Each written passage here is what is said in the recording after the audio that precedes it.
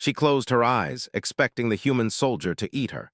But what he did instead shocked her. The cavern was dark, deeper than anything Lyra had ever seen. Jagged rocks jutted out like teeth, and a cold wind whispered through the tunnels, carrying strange echoes of dripping water. Lyra's 4 legs felt unsteady on the uneven ground, and her heart raced. She had been sent to Zephyra 9 as a diplomat, but nothing in her training could have prepared her for what waited here. She had heard the stories. Every species in the galaxy had a story about humans, tall, strange, dangerous. They said humans could survive anywhere, eat anything, and fight like predators. Most accounts were exaggerations, but even exaggeration did not erase fear. Lyra had always considered humans dangerous, the kind of being one avoided at all costs. And yet here she was, trapped in a dark cavern with one standing just a few meters away. Her eyes locked on the figure. He was human, tall and broad-shouldered, with dark hair falling slightly over his forehead. His uniform was worn but functional. And there in the faint light she saw something that made her stomach twist. He carried no weapon. No gun, no blade, nothing. Just himself, standing in the dark as if he belonged there. Lyra's instinct screamed at her to run, but the exit was blocked. The cavern walls were sheer, impossible to climb. She had nowhere to go. "Don't move," he said. His voice was calm, almost gentle. "I won't hurt you." Lyra swallowed hard. Every instinct in her body told her this was a lie. Humans didn't speak gently. They hunted, they struck. But there was something different about him. Not fear, not aggression, just calm. Her 4 eyes blinked nervously. She did not understand why her body refused to obey her mind. She knew she should bolt, but she couldn't. The human stepped forward, slowly, carefully.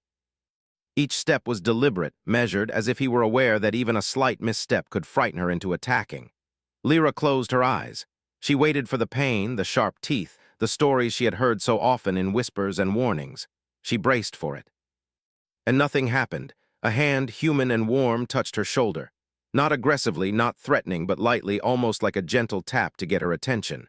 She flinched, opening her eyes just a little. The human smiled.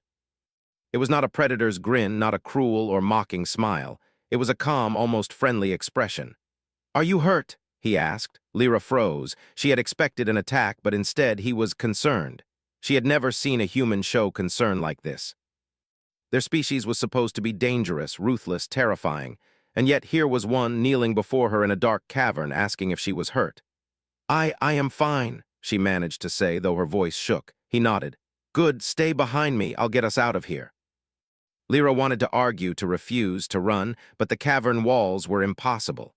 She realized that she had no choice but to trust him, even if only a little. The human turned, gesturing for her to follow.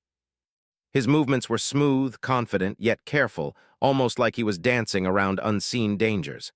Lyra hesitated but stepped after him, her movements cautious. She could hear the soft scrape of his boots against the rocky floor, the quiet hum of his breathing. "You're smaller than I thought," he said, almost to himself. "Not like the reports." "What reports?" Lyra asked, her curiosity breaking through her fear. He glanced at her, a small grin on his face. "Galactic rumors about humans, about predators. About what we do to those who cross us." Lyra's heart skipped a beat. You are not dangerous." "Dangerous?" he repeated, tilting his head slightly. "I guess it depends on how you define it, but I don't eat people." He chuckled softly. "Not literally, anyway." Lyra blinked, confused and slightly relieved. The stories were wrong. Every story, every warning, every whispered tale about humans being monsters. It was wrong. She looked at him carefully. His uniform was practical, designed for survival, and yet he moved with an ease that suggested he had been here before. Or perhaps it was just confidence. Lyra didn't know. The cavern twisted and turned. Narrow tunnels opened to wider spaces, each step echoing faintly. Strange, luminescent fungi grew along the walls, casting a soft glow. The air smelled earthy, damp, and strangely alive. Lyra followed, keeping her distance but watching him closely. "How do you know the way?" she asked. He shrugged. "Experience and observation. You learn to notice things most people ignore." Lyra's mind raced. Humans had a reputation for being reckless, violent, and unpredictable, yet here was one, calm, observant, careful, leading her through the darkness. She realized slowly that humans had a kind of intelligence that was different from most species she had encountered, adaptive, creative, and quick. "Why are you here?" she asked. He smiled again, a small, knowing smile. Same reason as you, I guess, survival, and maybe curiosity. The universe is full of interesting things, isn't it? Lyra had to admit, it was. Even in fear, in danger, in the shadowed cavern, the universe felt vast and full of possibilities. And this human, he seemed to embrace it rather than fear it. A sudden rumble shook the cavern floor. Lyra's heart leapt. Rocks shifted and dust fell from the ceiling. She froze, expecting danger, expecting the human to react violently or run. But he didn't panic. Instead, he examined the rocks quickly, his eyes scanning, calculating. Then he reached into his bag and pulled out a small device. With deft movements, he pressed buttons, and a soft beam of light shot from the device, stabilizing the shifting rocks. Lyra's mouth opened slightly in awe. Humans didn't rely on brute strength alone. They solved problems with tools, with intellect. The stories of humans being simple predators were wrong, completely wrong. "You do this often?" she asked, her voice filled with wonder. "Sometimes," he said, shrugging as if it were nothing. "It's called thinking ahead." Lyra felt a strange warmth in her chest. She had never admired a human before, had never felt curiosity or respect for them. But now she did. The fear was still there, yes, but it was mingled with fascination. They walked further into the cavern, each step bringing them closer to the exit.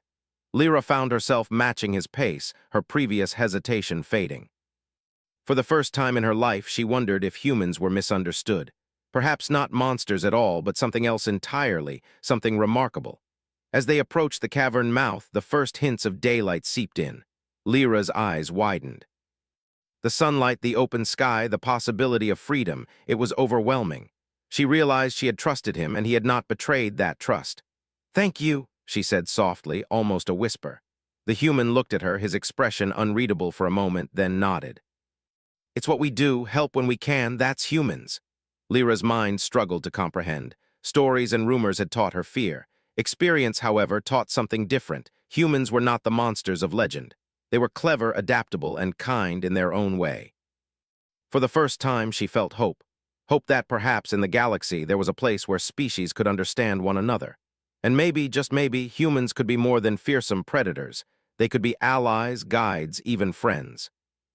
The sunlight grew stronger, bathing the cavern mouth in warmth. Lyra stepped forward, beside the human soldier who had defied every expectation she had. And in that moment, she realized that her journey had only just begun. The universe outside awaited, vast and full of unknowns. And with humans like him, perhaps it was not so terrifying after all. The light outside the cavern felt like a promise. Lyra stepped cautiously onto the rocky ground, letting her eyes adjust to the brightness.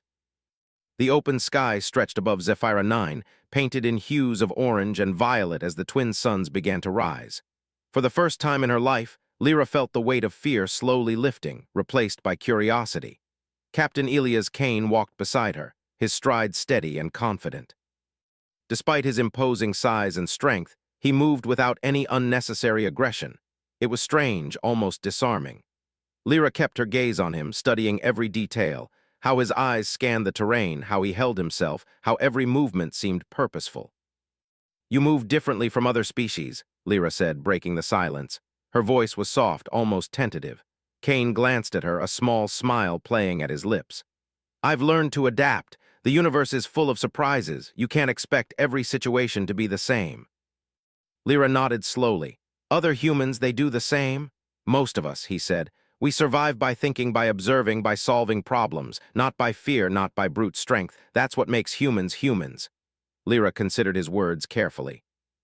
The stories she had grown up with depicted humans as monsters, predators who thrived on conflict, fear, and violence.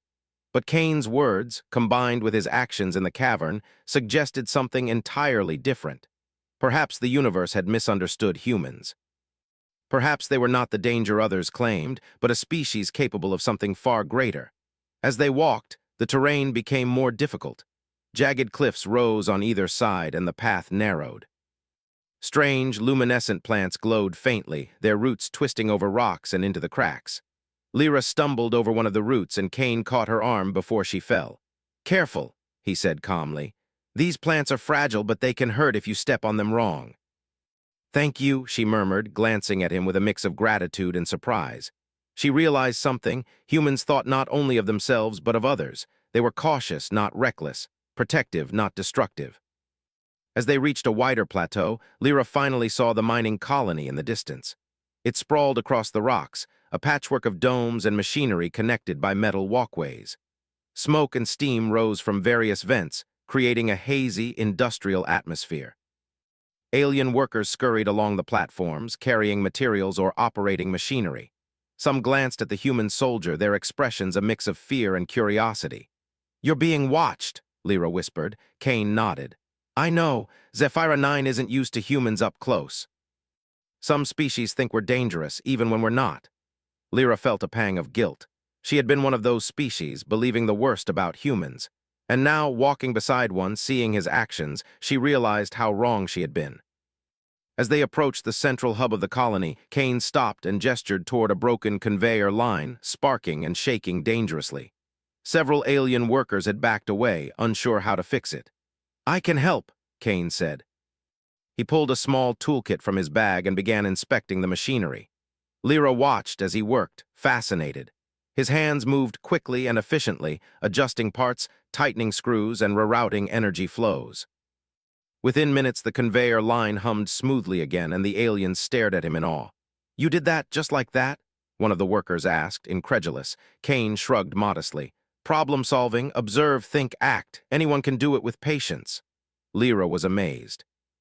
Humans were not just physically capable, they were thinkers, innovators. They saw solutions where others saw obstacles. The fear she had carried for so long began to fade, replaced by admiration. "You see," Kane said, glancing at Lyra, "humans survive by adapting, by learning. By working together. That's why we're strong, even if we don't look like the predators everyone warns about." Lyra considered his words. She had been trained to observe other species, to understand them, to negotiate with them. And yet she had never understood humans, never truly. Until now, the two of them continued toward the hub. Along the way, Lyra asked Kane about his species, about how humans lived and thrived across the galaxy. He spoke of survival in harsh environments, of creativity in the face of scarcity, of alliances formed through trust rather than fear. Lyra listened intently, each story challenging the assumptions she had held for her entire life. "You really don't fight each other for dominance?" she asked hesitantly. Kane laughed softly. "Sometimes, but mostly we compete by creating, by thinking, by improving. Violence is usually the last option, not the first." Lyra found the concept difficult to grasp. Among her people, dominance was shown through strength, through aggression, through fear. Humans operated on an entirely different plane, one she was only beginning to understand. When they reached the hub, the alien council awaited. Lyra's people were there, along with other species from the colony. Many of them stared at Kane with suspicion. Rumors of humans being predators had spread quickly, and their fear was palpable. "Lyra," one of the council members said sharply, "what is the meaning of this?" "Why is a human soldier here?" Lyra took a deep breath. "He saved me," she said simply. "He helped me through the cavern, protected me, and he is not what we believed humans to be." The council murmured among themselves, skeptical. Kane stepped forward, calm and composed, raising his hands in a gesture of peace. "I understand your fear," he said, his voice firm but gentle. "Humans have a reputation, yes, but not all of us are what the stories claim. I am here to help, not to harm. And I ask for the chance to prove it." One of the older council members, a tall alien with scales like bronze, narrowed his eyes. "Prove it. How can we trust a human? How can we know this is not a trick?" Kane smiled, the same calm, confident smile that had guided Lyra through the cavern. "Actions speak louder than words. Watch, and you will see." Just then a tremor shook the ground. A deep rumble echoed through the hub. Machines shuddered and dust fell from the ceiling. Panic spread quickly among the aliens. Kane didn't flinch. Instead, he stepped toward the source of the tremor, analyzing the situation. Lyra followed him, her own fear rising but tempered by trust. A transport beam had malfunctioned, threatening to collapse a section of the hub and trap several workers. The aliens froze, unsure what to do. Kane moved swiftly, coordinating with the workers, giving calm, clear instructions. He directed some to stabilize supports, others to reroute energy, and a few to clear the area. Lyra watched in awe as he orchestrated the effort. Every movement was precise, every instruction clear. He was not just solving the problem, he was inspiring others to act, to cooperate, to believe in a solution rather than fear disaster. Within minutes, the crisis was averted. The transport beam was stabilized and the workers were safe. The council members stared, their previous skepticism replaced by something approaching astonishment. "You see," Kane said quietly to Lyra, "humans survive not by dominating others, but by thinking, by solving, by working together." Lyra nodded slowly, her mind racing. This human, this soldier, had done what she never thought possible. He had turned fear into trust, chaos into cooperation, and suspicion into admiration. The council remained silent, their expressions a mixture of disbelief and respect. Lyra realized that she had been wrong, not just about Kane, but about her assumptions regarding humans. They were not monsters, they were innovators, leaders, and problem solvers. As the crowd dispersed, Kane turned to Lyra. "You're starting to understand, aren't you?" She nodded. I think I am. Humans are not what I feared, they are remarkable," Kane smiled.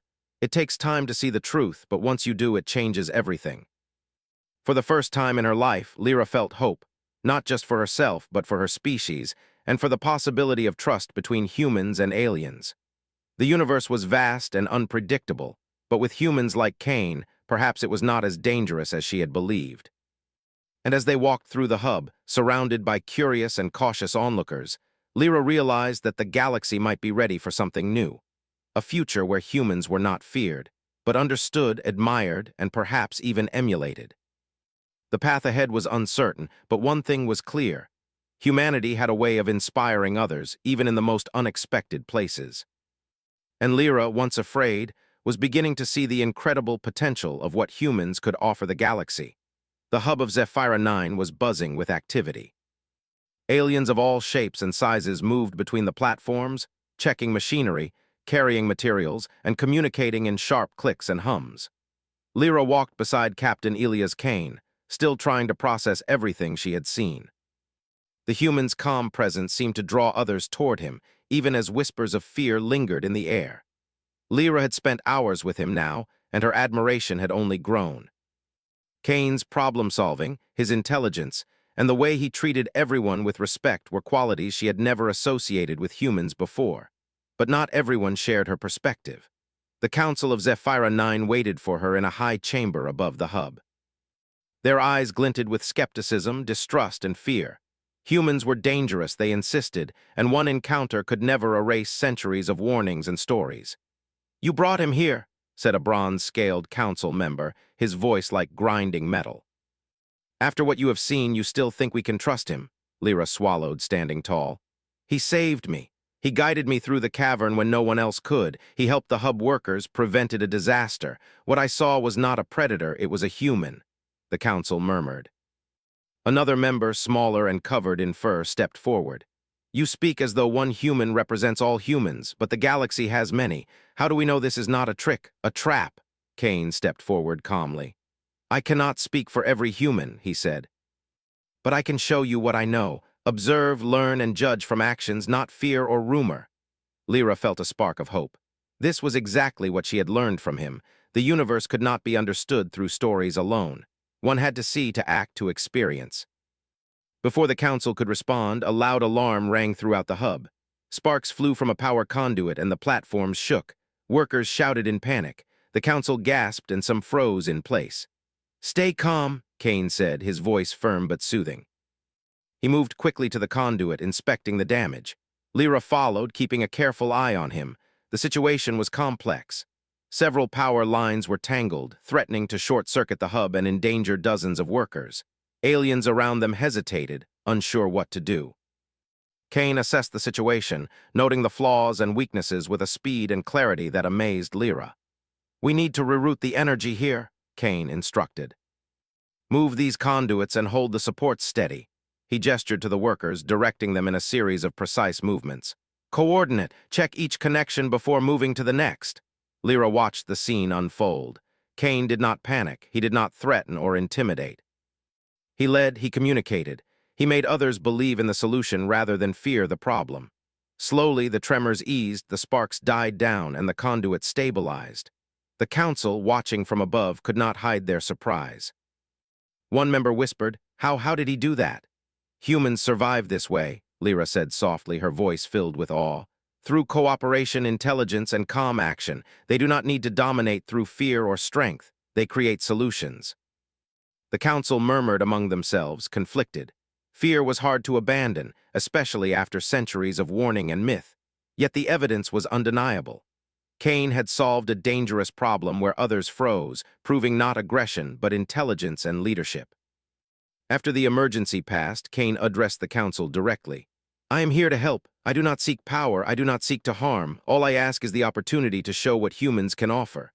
A long silence followed. Lyra's heart pounded. She had no idea how the council would respond. Then the bronze-scaled elder spoke. "Very well," he said slowly.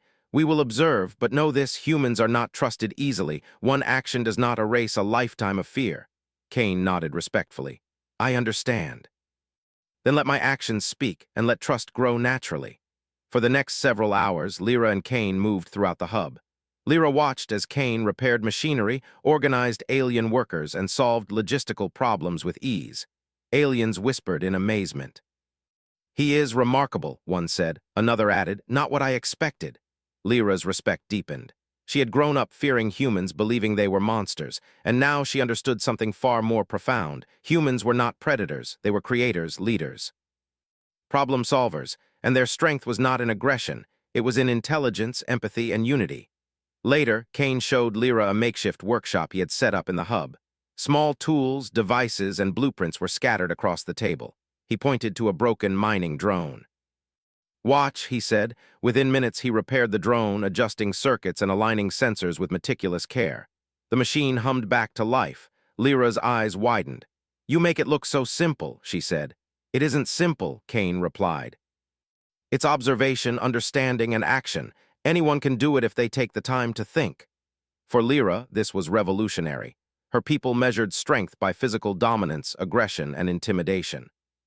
Humans measured strength by intelligence, adaptability, and problem-solving. It was a new kind of power, one she had never imagined. The next challenge came when a group of alien workers complained of a supply shortage. Parts needed for the hub's maintenance were running low, and the council debated who should go without. Kane observed the situation calmly. "Why argue?" he asked. "We can fix this. We can make replacements from materials we have or reorganize resources efficiently." Lyra watched him reorganize supplies, repurpose components, and create a system that ensured every worker had what they needed. The council looked on in shock. They had never seen a species so willing to solve problems rather than fight over resources. "Humans thrive on cooperation," Lyra explained quietly to a young council member who looked skeptical. "Not dominance, not fear. They lead by example, by ingenuity, by care for others." The council member blinked. "So, they are not the monsters we believed." "Not always," Lyra said. "Some may be reckless, some aggressive, but the truth is more complex. Captain Kane shows us that humans are capable of extraordinary things, things we cannot yet imagine." As the day ended, Lyra and Kane stood on a balcony overlooking the hub. Workers were finishing their tasks, machines hummed smoothly, and the council had begun to relax, though caution lingered. "You've changed their minds a little," Lyra said softly. Kane shrugged. "Trust is slow, understanding is slower, but actions speak louder than stories." "That is all we can offer." Lyra nodded. She had seen the difference. She had feared humans all her life, but now she saw them as something greater. A species capable of turning fear into trust, chaos into cooperation, and suspicion into admiration. The galaxy had misunderstood humans for too long, and perhaps she thought it was time to change that. For Lyra, the day had been a revelation. Humans were not predators, they were problem solvers, innovators, and leaders. And with allies like Kane, perhaps the universe could be a place of understanding rather than fear. But the council remained wary. Lyra knew the challenge was far from over. One human soldier could inspire admiration, but centuries of fear and suspicion would not vanish easily. She would need to help bridge that gap, showing her people that humans were more than the stories they had been told. And as night fell over Zephyra 9, Lyra realized that the true challenge was only beginning. Not just surviving the hub, not just navigating the aliens' skepticism, but proving to the galaxy that humans were not monsters. They were something far more extraordinary, something worth trusting. The next morning, Zephyra 9 awoke to an uneasy calm. The twin suns rose over the mining colony, casting long shadows across the platforms and domes. Lyra walked beside Captain Elias Kane, her mind still swirling from the events of the previous day. The council had begun to speak more softly of humans, some even curious to understand them better, but skepticism lingered like a thick fog. Lyra could feel it. Every glance from the council members carried both fear and disbelief. They had seen Kane act calmly and brilliantly in emergencies, but centuries of warnings did not fade easily. "Do you ever get tired of proving yourselves?" Lyra asked quietly as they walked. Kane shrugged. "Humans prove themselves in small ways every day. Helping, creating, solving. Sometimes others notice, sometimes they don't. You get used to it." Lyra looked at him in amazement. He carried no arrogance, no anger at the prejudice he faced, only patience, focus, and quiet confidence. She realized that this was one of the most dangerous powers humans had, the ability to inspire trust without demanding it. Before she could respond, a loud tremor shook the hub. Lyra stumbled, catching herself on the railing. A deep vibration ran through the platforms, followed by shouts and alarm signals. Kane immediately sprang into action. "Seismic activity," he said, his voice sharp but controlled. "Not minor. We need to stabilize the main hub and protect the workers." Lyra's eyes widened.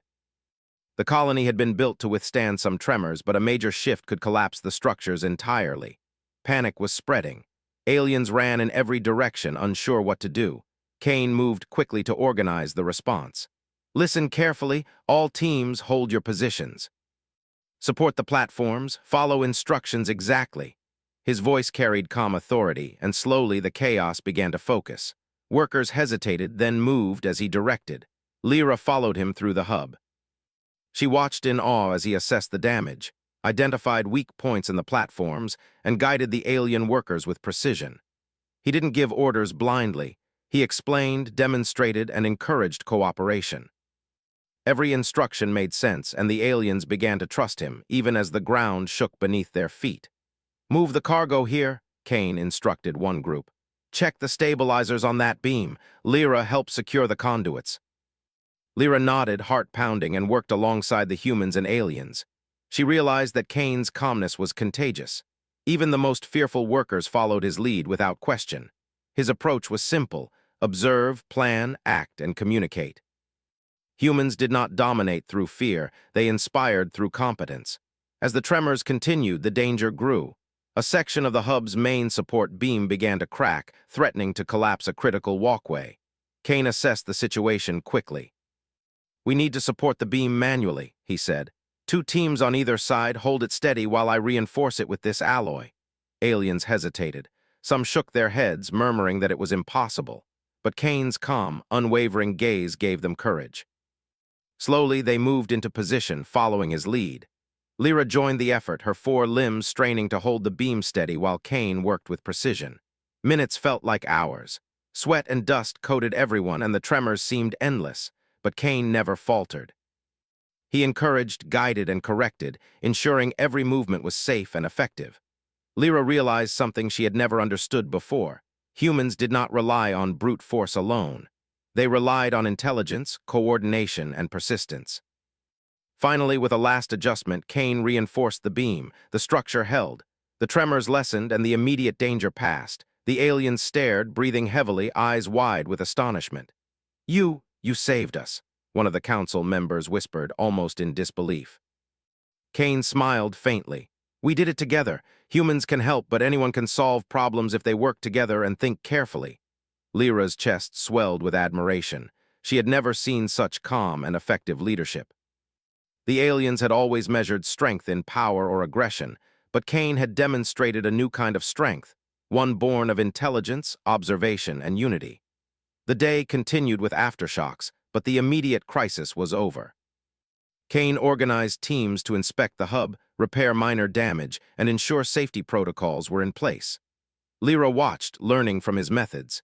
He did not act arrogantly or domineeringly. He acted logically, methodically, and always with the goal of protecting life.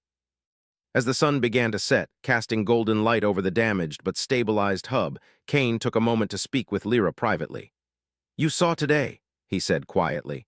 "Humans survive by solving problems, not by fighting. We lead by example, by action. That's our strength." Lyra nodded slowly. "I understand, but the Council, they may never fully trust humans, even after what you did," Kane shrugged. Trust is earned slowly. One act can open eyes, but history and fear are strong. All we can do is continue to show what we are capable of. Lyra smiled. For the first time, she felt hope, not just for herself, but for humans and aliens alike.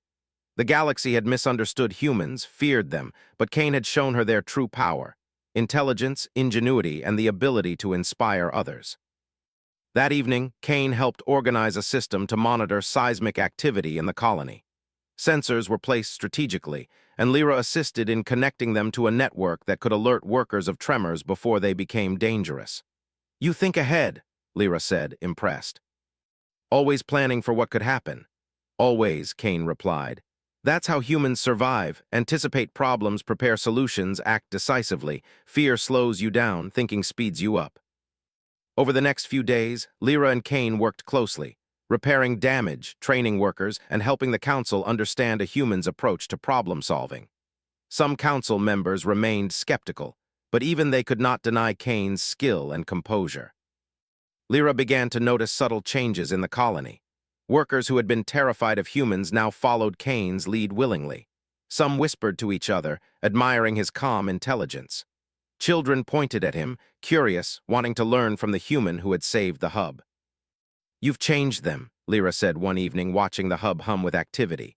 "Humans have a way of doing that," Kane replied.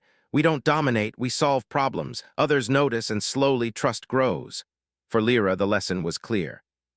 The galaxy had long misunderstood humans. They were not predators. They were thinkers, leaders, innovators. Their strength came not from fear or violence, but from intelligence, empathy, and the ability to inspire others. But as night fell and the colony quieted, Lyra knew the challenge was far from over. The Council still held reservations, and other alien species might never trust humans fully. Yet she felt a spark of confidence. With humans like Kane leading the way, perhaps fear could be replaced with understanding. And perhaps the galaxy could see that humans were not monsters, but something far more extraordinary, something worth following.